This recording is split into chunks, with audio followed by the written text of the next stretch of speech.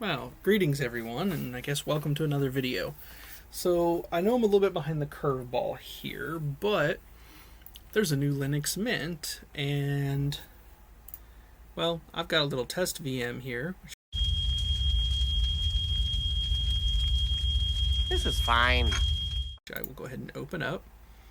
And we're going to go ahead and grab the ISO here and apply. And in the boot options, we're going to enable and set it higher. And with that, we're going to go ahead and launch and full screen this. So yeah, Mint gives you a pretty simple menu here, but you can start it in compatibility mode if you've got drivers and stuff going on, OEM install, which I have used before and have experienced before myself. And then you can boot from hard drive, do a memory test. I am just going to start Mint. I know what I'm doing.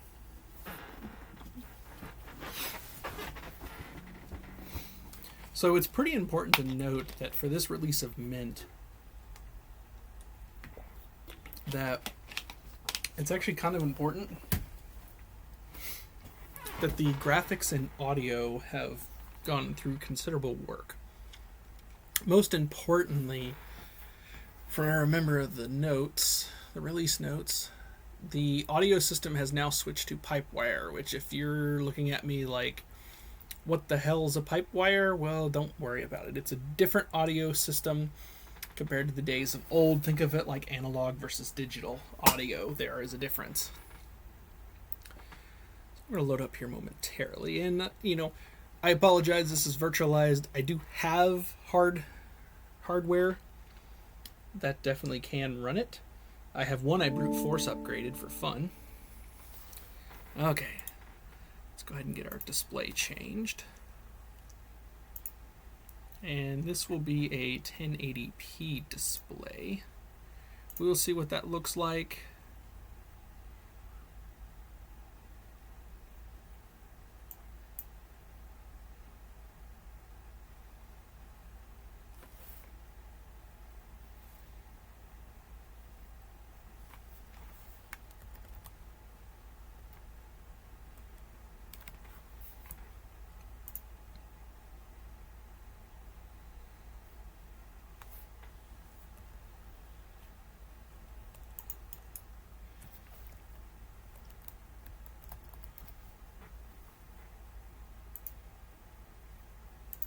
That was interesting. Can I do 1440 by 900? Okay, that's probably still seeable by you guys, but the next, 1600 by 900. So that's a little bit bigger. It might be a little blurrier. Let me go back up to 1920 by 1080. It does not like that. That's probably a virtual machine thing, not really Mint's fault. There even was a particular saying about it in the software settings. We'll look at the release notes while it's installing. So as you can see, it's a pretty basic desktop. You can do right click, you can do launchers, folders, that sort of thing. You can open as administrator or root. You got your terminal. I always like I did, go to display settings and see what's going on. If you need fractional scaling, I wouldn't recommend it. I would actually recommend either manually scaling the font and taskbar and headers, or running a lower resolution. But for a virtual machine, this is relatively responsive. And we're in a live environment, so we can just go in here and open up things and do stuff. I won't get into it too bad, because being virtualized like this, I don't remember what my virtual machine settings were, but it's not going to be particularly fast. Even though I did give it some RAM, I believe they said for this release that you needed to turn off hardware acceleration. Yeah, I've given it 16 gigs of RAM, and oof, one processor core. That's why it's slow. Hold on one second.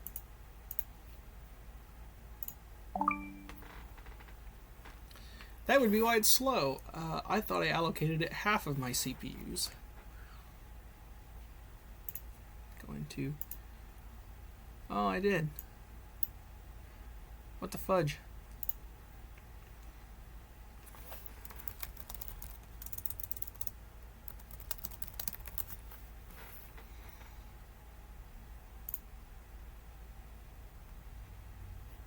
So,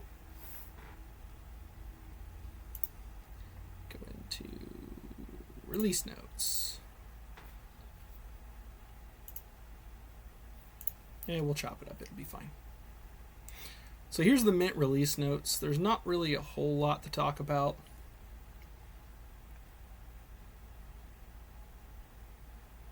Here, what's worthy to note is they changed some shutdown settings. There's some settings if you're using VirtualBox to disable 3D acceleration. Some virtual machines cause a bug, but you can remove GStreamer. That can cause a problem. Some audio system stuff. Really, just solid things. And you can switch drivers if you want to. Whan, just good stuff, really. If you need Redshift, you can reinstall it. But otherwise, I mean, honestly, it's a solid release. I don't really have many complaints about it on the hardware I have tested it on in clean install. So with that, let's go ahead and get into it with this. So I obviously have it in a virtual machine.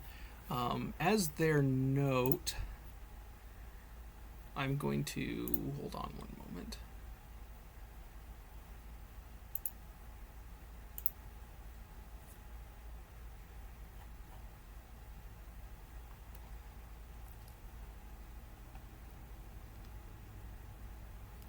Move GStreamer. Okay. So we're going to go into video.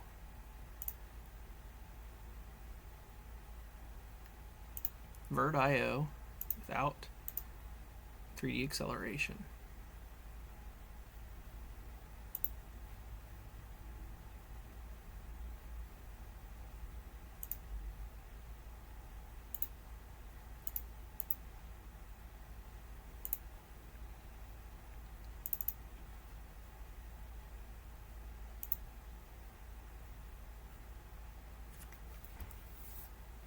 And we're going to see how that works. I'm going to leave it not full screen for a moment. I also had the display driver wrong, which is why we were having issues earlier, so maybe that'll resolve it. Virtual machines can introduce a very fun layer of quirkiness into systems. So if you're going to test things, sometimes it's best to test on real hardware with like flash drives or something like that.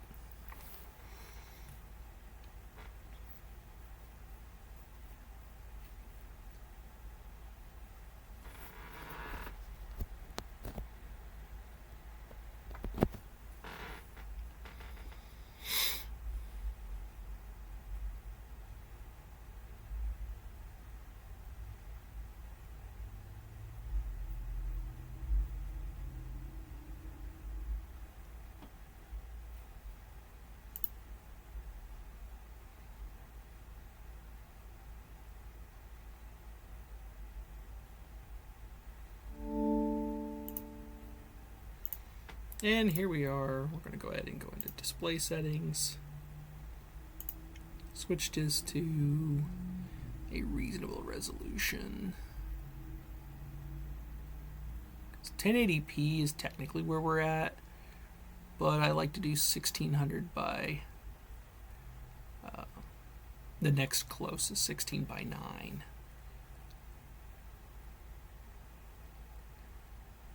Because there's full res.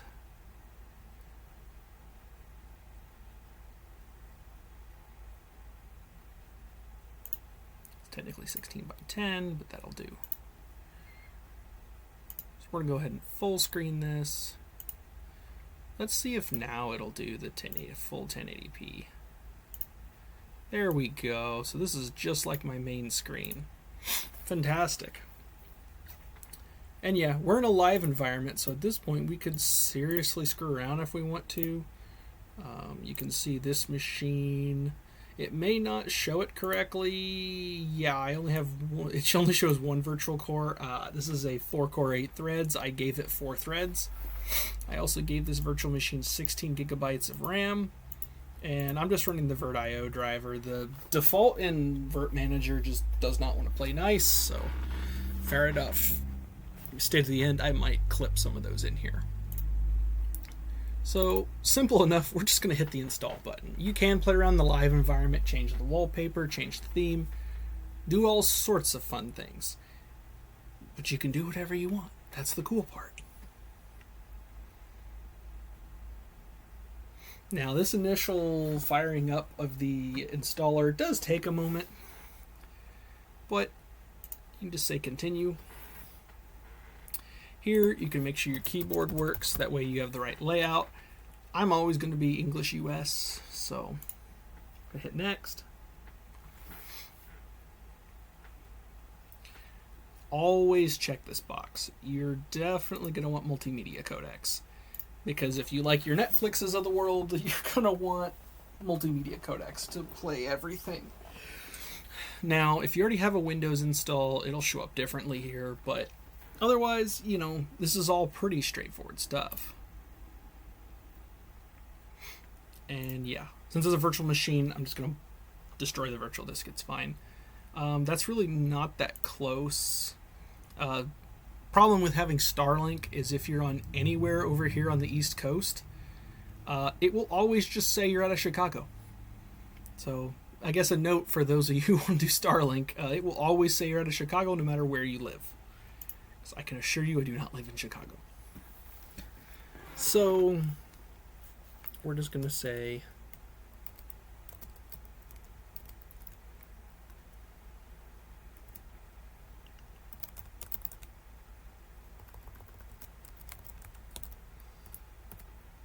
and we're going to make a super complicated password that is not 123.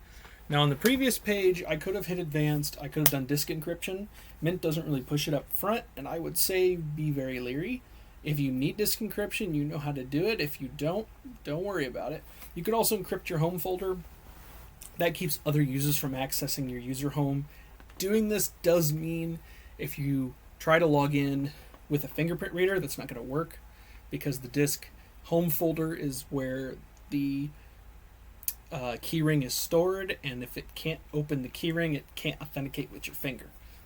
It's a weird thing, just so you know. This laptop has a fingerprint reader. Go ahead and hit continue, and now it's going to install. So from this point forward, I'm probably just going to leave it go. It will probably take a few minutes, and we'll catch you when we get back. Okay, so as the installation wraps up here, like I said, since this isn't a virtual machine, there are going to be some performance issues, but this is because I wanted to play with it on a virtual machine on this particular piece of hardware, because this is my production laptop, and if there's anything I've learned about production, you don't mess with it. Dr. Chan, recalculate the new thruster data and relay it to Blue Oyster called immediately instantia. Okay, roger that, Doctor. Fuck! What's wrong? Seriously, auto-updating now? General, I won't be able to calculate the right data for the satellite for 49 minutes. How long till impact? 11 minutes and 44 seconds. Fuck Microsoft! Okay. Fuck! So this will get upgraded to Mint 22, but maybe in a couple weeks. Specifically after I've had a chance to run the Mint upgrade tool, which will be updated over the coming several days to support upgrading between Mint 21 and 22. Before that, I don't think it's worth it. I do have an HP laptop that I did do this with. And in fact, it's right here at my feet. Let me do something trippy here.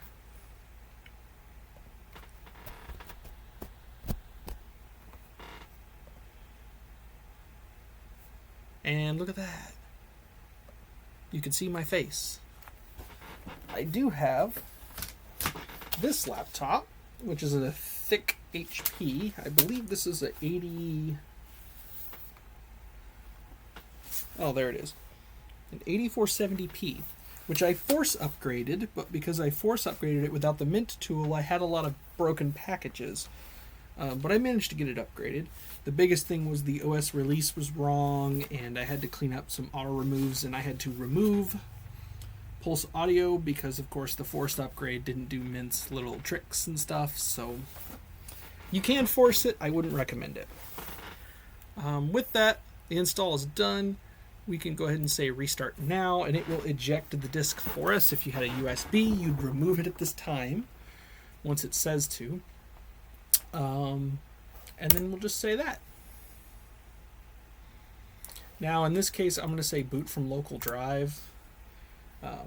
You really should remove the USB, and then you don't have that problem. But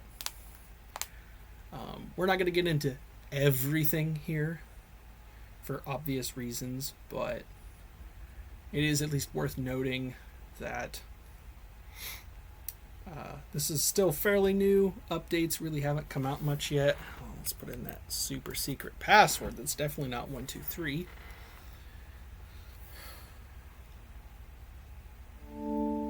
And here we go. We got our nice little dialog box. Let me go ahead and set the display settings again.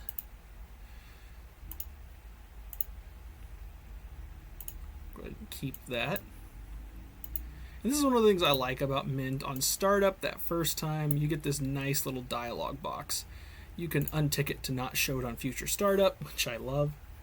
And you can say, hey, we want your feedback. Okay, well, let's go.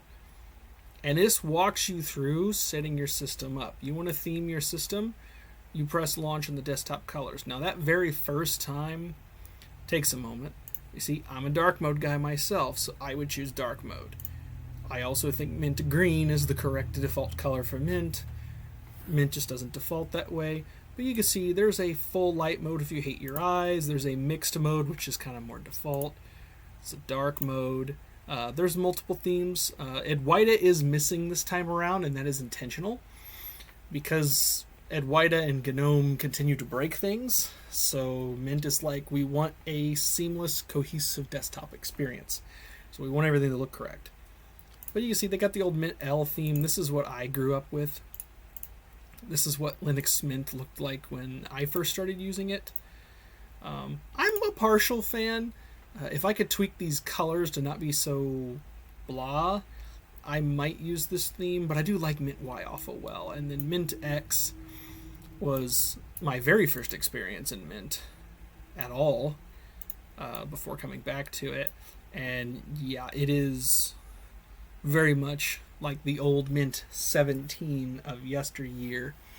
For now, we're going to drop this back to Mint Y, and we're going to put it in dark mode, because I like me some dark mode. Then they tell you to do system snapshots. Now, I won't go through this here, because this is a virtual machine. I don't care about system snapshots. But this tool is called Time Shift. And what Time Shift essentially makes it easily able to do is create snapshots of your system, kind of not unlike Windows System Restore from back in the day, like Windows 7. And these are super handy. So, as an example, I've used them before where I've created a snapshot and then turned around and installed KDE, kind of hucked up my system. Well, I just went back into Time Shift and said, hey, can you roll back to my snapshot from earlier today? And it goes, yeah, sure, I got you, bro. And it'll roll you back. You could even do it from a live environment. So if you get a bad kernel update and something goes wrong, you can roll back. It's very, very useful. There's even ButterFS support for those that want to use ButterFS. And essentially, it's just keeping a log of a differential log of what changes, what is changing, and can sync the difference of that. So really cool. Not going to bother with it for the purposes of this video. The driver manager. Now, it's going to come up and say nothing at best. It'll have some arbitrary VM drivers. Oh, nothing. Good. The driver manager in Mint is very, very good. If you have NVIDIA drivers or a weird Broadcom driver, this is where you'd install those drivers. I do have several systems, in fact, that do take proprietary drivers. And it's kind of a fact of life at this point. You're going to have to install proprietary drivers at some point or another. So you're going to have to learn to deal with it. The biggest one's NVIDIA. If you install the NVIDIA drivers through here, there will be a little applet down here that will actually let you select the NVIDIA Prime profile. So do you want it on demand? Do you want it full NVIDIA? Do you want it integrated only? So on and so forth. Does a really great job. So with that, that is the driver manager. Gigi, would you go away? You're being disruptive. Literally. Go away. I can love on you later. No, go away. I'll love you later. So we also have the update manager. So now that you've installed your drivers, I love this update manager. Anybody who wants to port this to another distro, please do, especially Fedora. Fedora needs a better update manager. GNOME software is not it.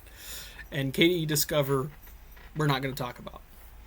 So it basically is an all-in-one setup to do Flatpaks and native applications. And there's also, as you can see, I got a kernel update.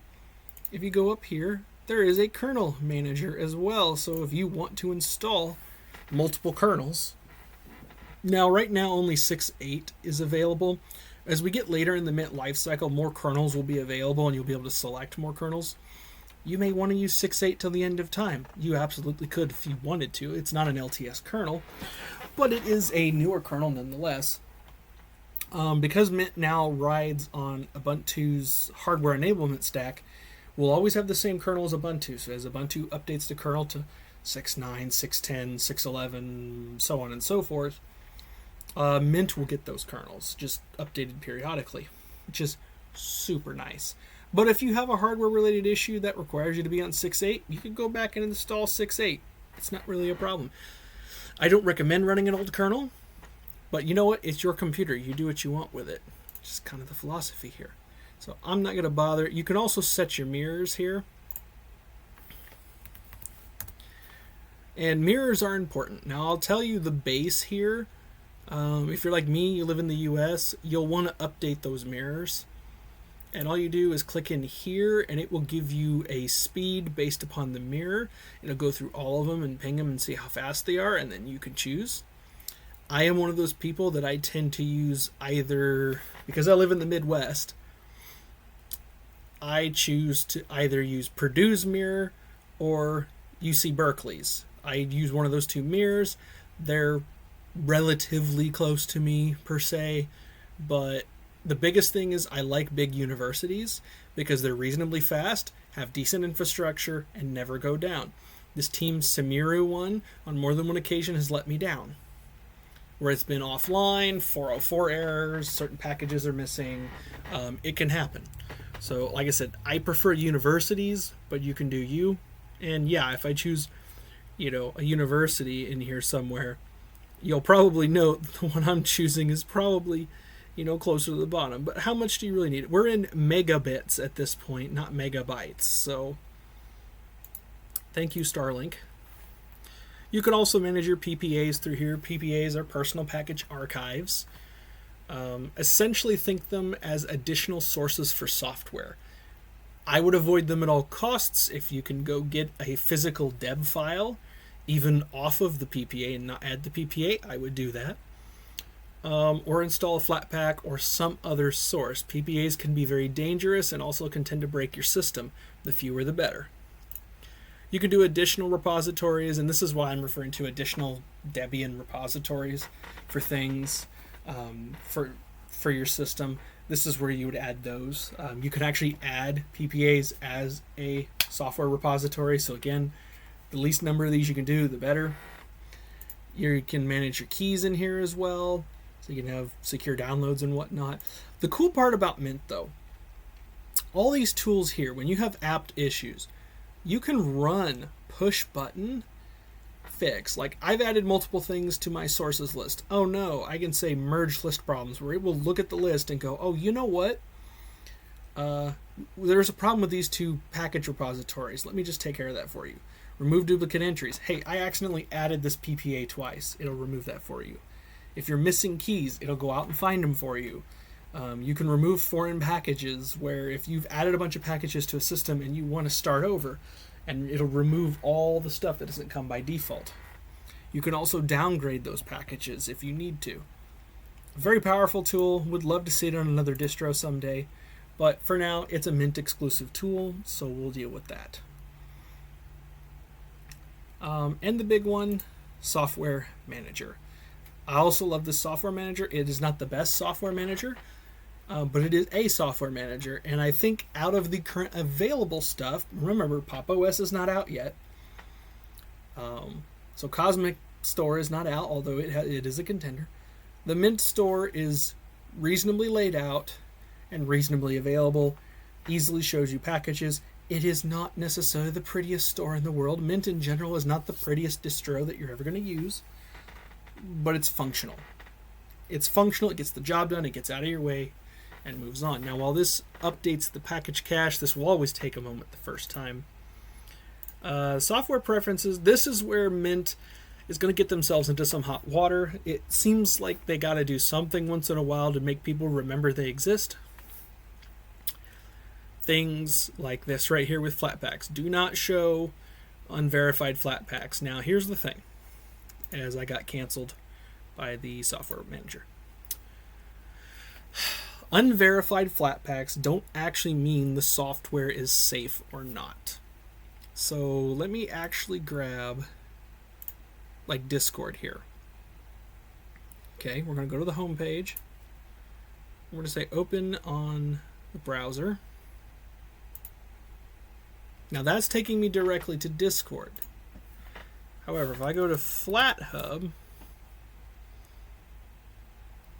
I really suck at typing. FlatHub.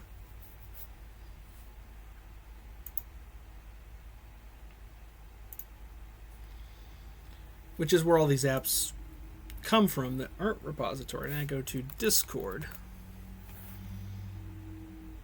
Now this is Discord, and this says it is verified by Discord. Here's the thing. All this little check mark and verified means is that the owner of the app and who is packaging the app is Discord. So whoever's packaging the app is the one who set up the Flatpak. So yes, Discord does do this, and this is their app, but you know, that doesn't mean verified means good, right? It could be a security hole. As an example, one that a lot of people might use, actually I might look at that later, is Google Chrome. And if we go into Google Chrome, it is unverified. Does that mean this app is unsafe? No. It could be. Anybody could have submitted this app. It's clearly not Google. And if you scroll down, it's because a particular gentleman, I don't actually know where it shows that.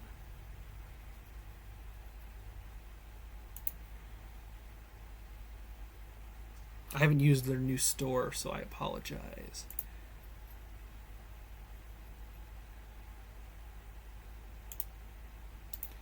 But if you go to their GitHub page,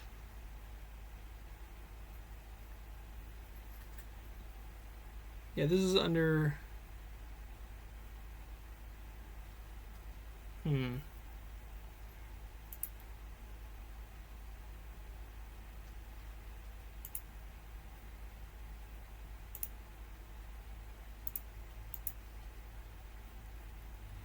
well, it's not showing who is it, but this says is not provided by Google. But essentially, Google Chrome here on a Flatpak is not packaged by Chrome. Because do you know how Google Chrome distributes their app, typically? Deb package. I go into here and say download Chrome. They distribute it as a Deb file. So what somebody has done is taken that Deb file, unpack it, repackage it as a Flatpak. Is that a bad thing? Not necessarily. A bad actor could repackage it, and so if I go in the software store here, remember we found that if I type Chrome, by default you're not even going to see it. Now, there is a solution to that, and one I would recommend for most people. Just tick this box. Just say, hey, show me the unverified Flatpaks. I agree. Somebody could hijack an unverified Flatpak. Somebody could hijack a verified Flatpak and cause havoc. It hasn't happened yet, and so I still think FlatHub and Flatpak are still more secure than Snaps are. So now if I go in here and say Chrome, here it is. You got a little red shield saying it's unverified. You don't get reviews though, and this is where my rub with the Mint team is. I hope they reconsider. Show me reviews, because an unverified Flatpak could be malware and we don't know because you don't show us, where. And you take us just here, which is just Chrome. So I'd argue I would make reviews available. That way you can look at the reviews and see what's going on. Because yeah, if I go in here, and let's just go back to, let me grab history, install Google Chrome. Okay, if they allowed reviews, I would actually be able to go in here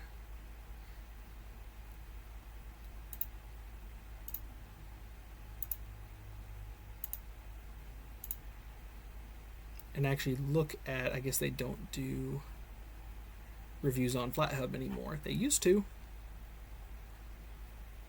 But like Discord. Let me go back to Discord.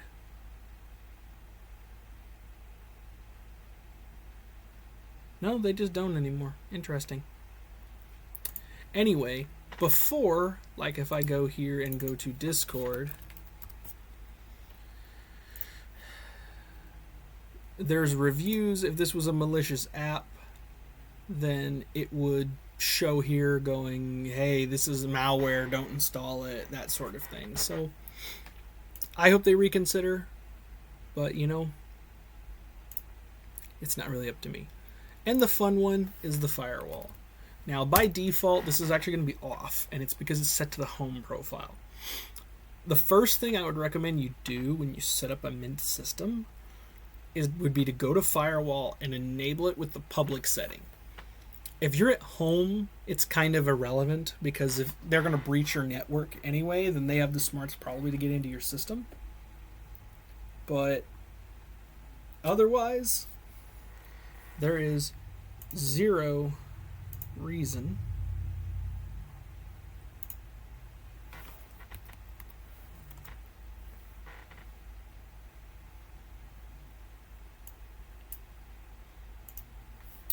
there is zero reason why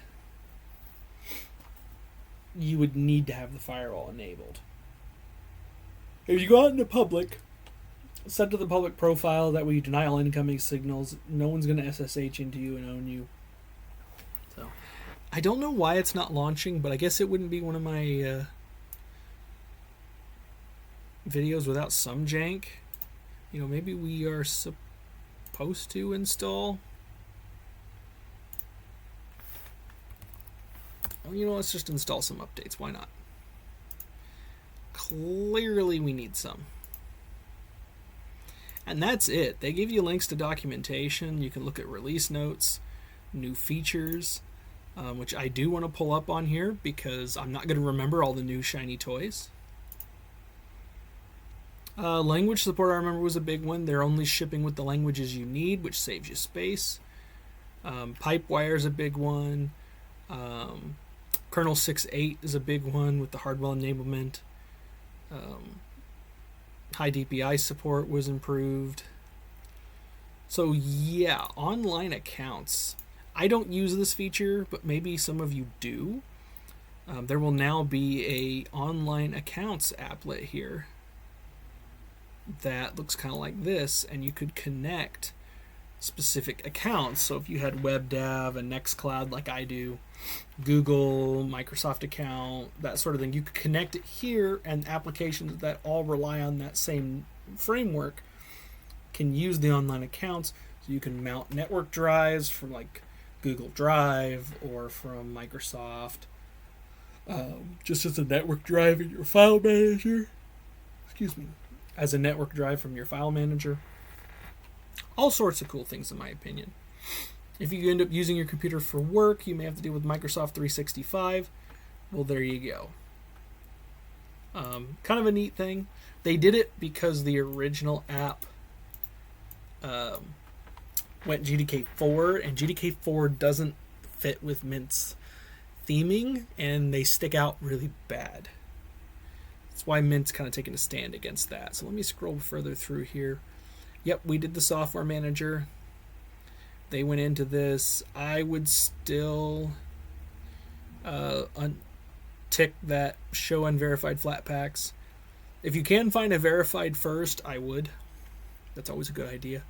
Matrix. So I do have a Matrix account. I don't use it. I only actually have it to follow the Mint team and whatnot in their Matrix server. As well as Tom from Switch to Linux. I do watch his content. He's kind of one of the first people that brought me into the fold with Linux. So I still follow him and whatnot. He has his own Matrix server. And all this is a web app. Mint has a very excellent application that you could have in other distros. It is packaged as a deb in their repository page.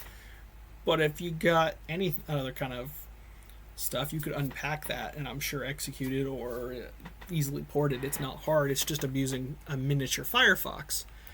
If I go to web, these are apps that look like apps that are actually just Firefox, or you can also do this with Chrome, I believe, or Chromium browsers. Web apps that are just wrappers of a web browser. So this is not actually an installed app. They do have a flat pack version of Element. I've just been using the web. And to be honest, if Discord the client continues to have issues with the flat pack, I may go this route instead because, that works really well. And it's simple. So they're there. If you want to mess with them, you can mess with them. Actions was a big one.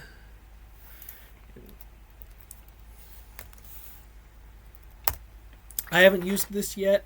So this is actually your right-click menu. And you can actually change what's in that right-click menu based upon certain attributes and whatnot. And you can have all of these things.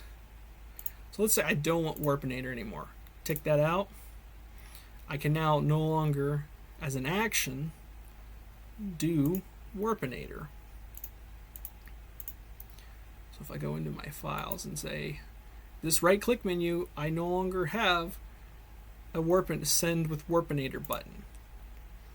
I can share, but I can't Warpinator now because I've turned that off. And there's going to be so much more. It's actually one of the reasons why I like Cinnamon. This is more customization than KDE, but this is a level of customization. See, like, create a desktop shortcut action. That is amazing. Boom, I want to add this. Boom. I want to create... You can create new launcher, but now you can go in here to one of these apps, probably through... somewhere. I'm guessing it's in this create new launcher here or whatnot, but you could actually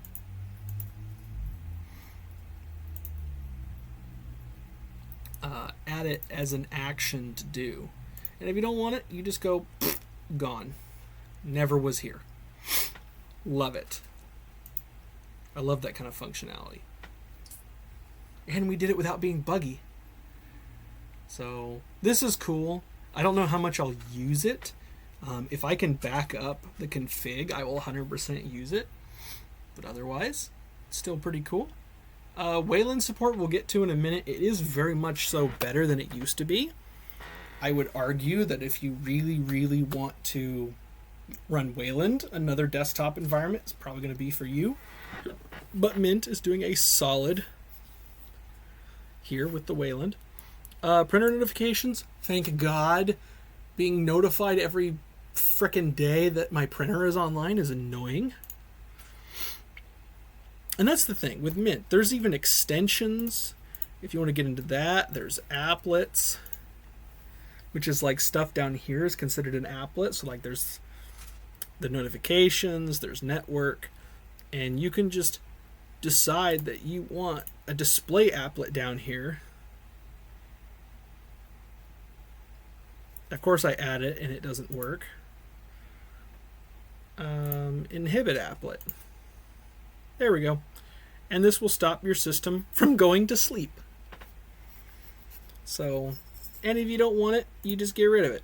It's not a big deal. You can even download more. Extensions is the same way. Much like how GNOME has extensions, Cinnamon has extensions, except the Cinnamon extensions don't tend to break the system like a lot of them do. I love this horizontal OSD, so instead of like this, if you download it and install it and enable it, you now have a slim. And if you don't like it, you just get rid of it. And now you're back to exactly where you started. So really great customization. I mean, you can even put this in panel edit mode and, you know, move the panel around. You want it up top because you're a monster, go right ahead. You want it over on the side, you can do that. You can absolutely just have fun with it. You can say, you know what, I want to put these center because I'm a Windows 11 boy. Well, now your icons are centered. You can put them on the left, on the right. I'm going to put that thing back where it came from, or so help me. You can say add a new panel, so you can add a side panel here. You can kind of go nuts. Is it the most perfect solution? No, but it works. And with that, pretty much, yeah, there's cool wallpapers. I'm not really a big wallpaper guy, but they did have some nice ones here if you want to check them out for yourself.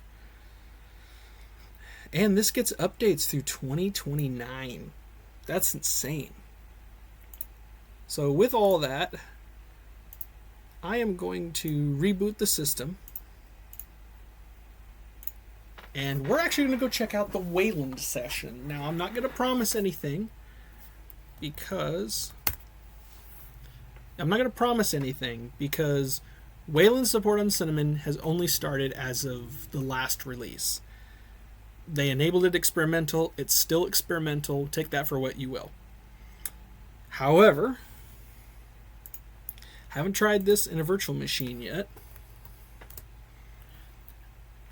I have had success on hardware. Okay, so we managed to log in.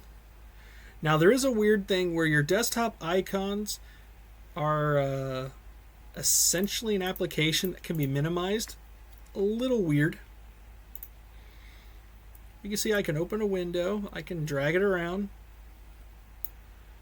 Everything largely seems to work.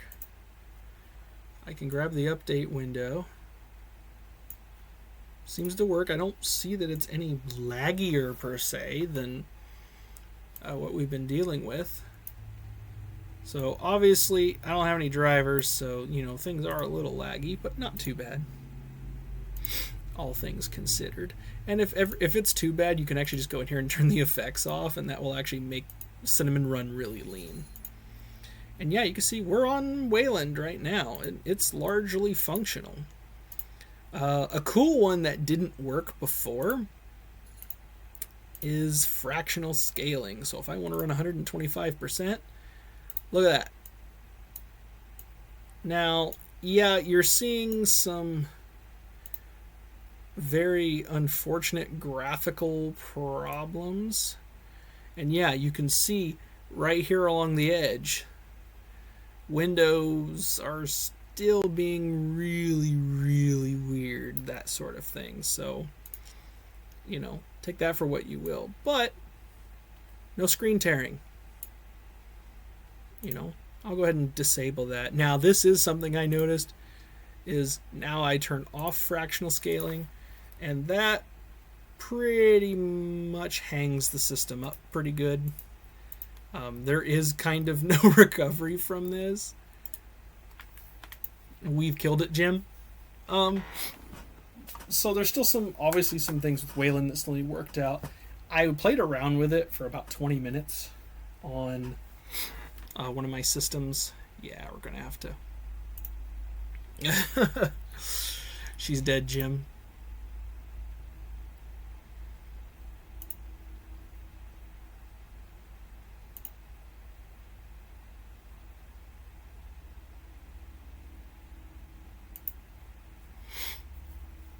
So there's clearly still some stuff going on. So we were able to shut off just fine.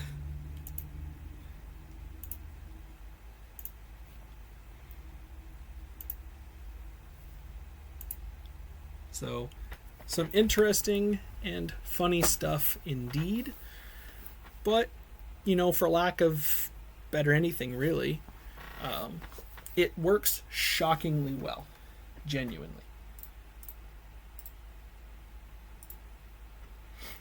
If you wanted a Wayland experience right now, I would say try another desktop environment. But for a challenge, I might be willing to enable Wayland and mess around with it for a month. We'll see.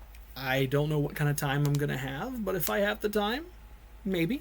Maybe at least I'll report back in a little bit how much can you do with Wayland on Cinnamon and how much you can't. I'll still run X11. It still works perfectly fine. I see no reason to change it. But you know what?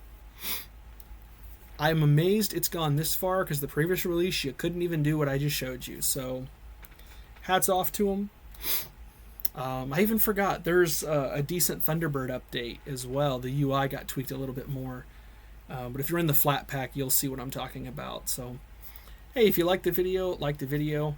I apologize for the video I put out just before this one. Kind of had a rough morning and whatnot, but you know what? I'm here. I'm fine now. I enjoyed getting to look at the new Mint. I'm looking forward to the upgrade tool, which isn't out yet. But when it is, we will upgrade my new test laptop first. And I'll bring you along for the ride on that one. So with that, y'all have a great day. Peace out.